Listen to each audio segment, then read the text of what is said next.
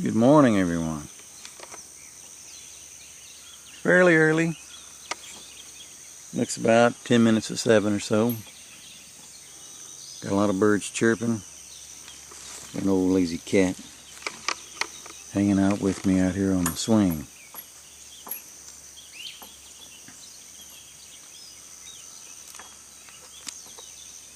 I'm going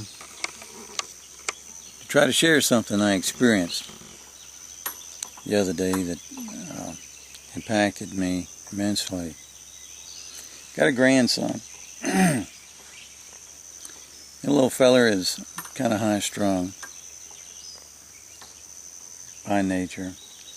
And we sent him to a church camp. His mama enrolled him in a week-long church camp at a church here in town. Have something for him to do during the summer. And he came home from the church camp one day kind of upset. Said, "Mom, I gotta have $100 for the church tomorrow."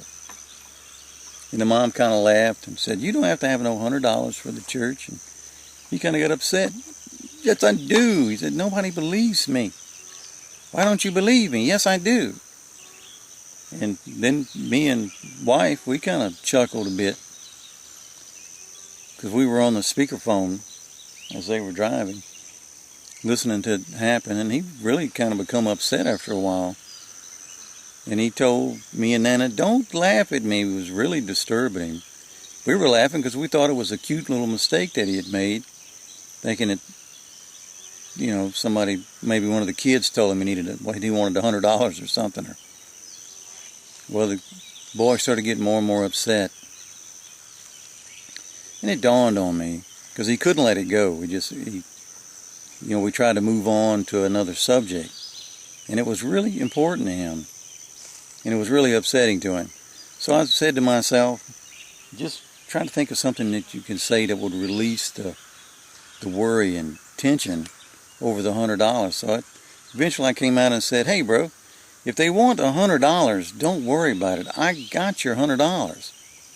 I said, "Look, you go," because he was on the way to the school, I believe, in the morning. Yeah, he was on the way to the church camp. I said, "If they want that $100, I said, you call Pop-Pop, and I will bring you the $100. I got your $100. Don't worry about it." Because I kind of changed tactics on him. Instead of trying to convince him he was wrong, I thought it would make better sense just to convince him that he's covered. He's got the $100 if he needs it. Well, it worked. A few minutes later, we could move on in conversation. And I even told the wife, I said, "Hell, maybe he's right. It is a church, and a lot of churches ask for money." I don't know what kind of pressure they're putting on the churches these days. But, so, hell, we don't know.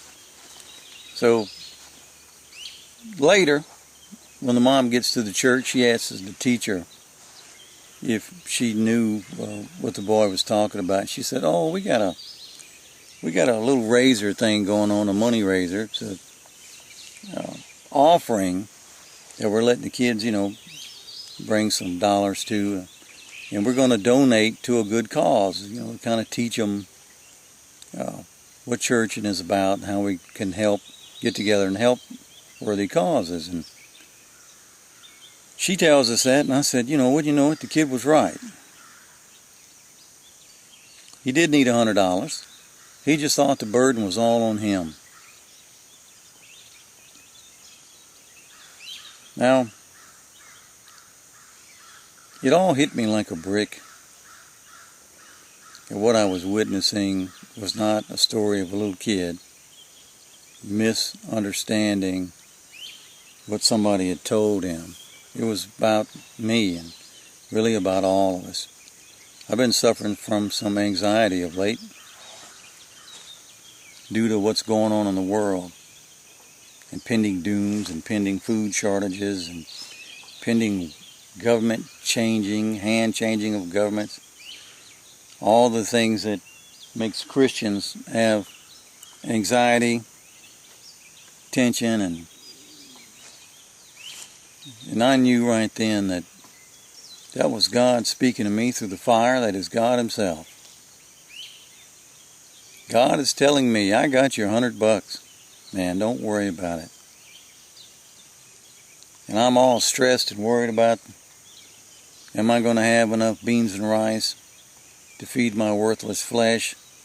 Am I going to have enough gas to run the tractor where I could make a garden that the sun's going to be too hot to give life to? Am I going to have enough videos in my head on how to store rice for long-term periods? God's trying to tell me, like He's trying to tell you right now, I got your $100. Quit worrying. I got this.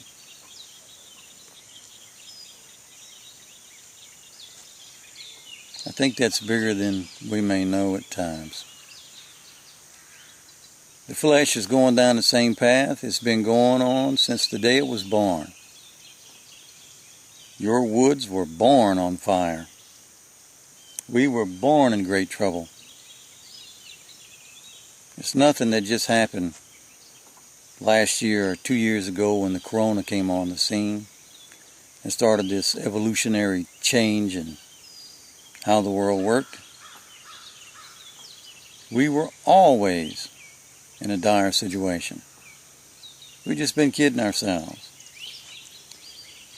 Christ has been giving you the message of the good news.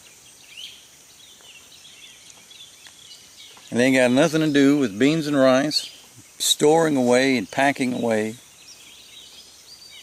becoming a monster, defending your treasure. The good news is about this is all about to happen, and you're still going to be okay. You're still going to be all right. That price is paid. God put up that $100. It's paid in full.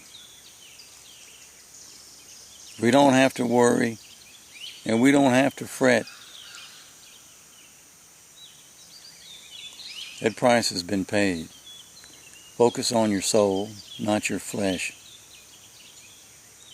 Don't hide your beans and rice, share them. And if something comes up in the garden, most likely okra, I can't think of nothing else will grow in that kind of heat. Make a ton of okra. If you have it, share it. If the multitudes come to you, then turn that food into multitudes. Even if it's only spiritual.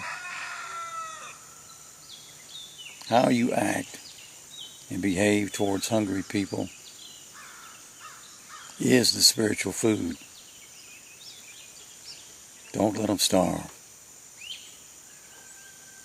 Don't kill them because they're hungry. Well, that old rooster crowing, saying it's breakfast time. So don't give up hope